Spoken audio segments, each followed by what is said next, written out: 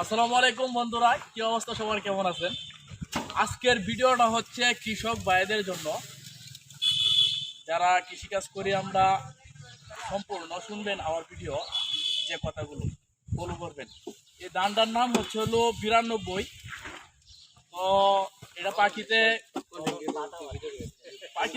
Maximum 30 মণ হবে। এই যে দেখেন, ধানের সাইজ কিন্তু অনেক সুন্দর। হ্যাঁ, এরপরে ধানটা ওই যে পানিতে কাটছি তো আমরা, একটু ক্ষতি হয়েছে।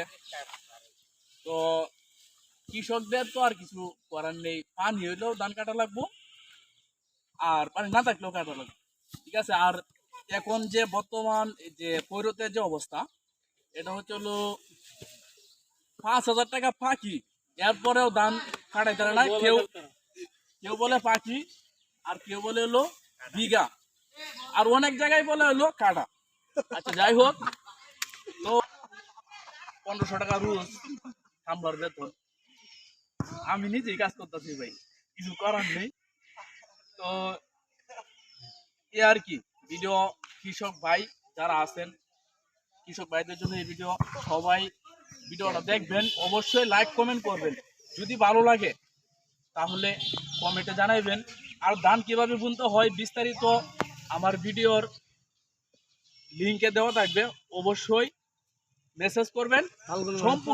সম্পূর্ণ যা কথাগুলো আছে আমি বলে দিব। আমি কিন্তু 2013 সাল থেকে কৃষিকাজ করি, তো কৃষি সম্পর্কে ভালো অভিজ্ঞতা আছে। এরপরে এই যে আমার বড় ভাই এলো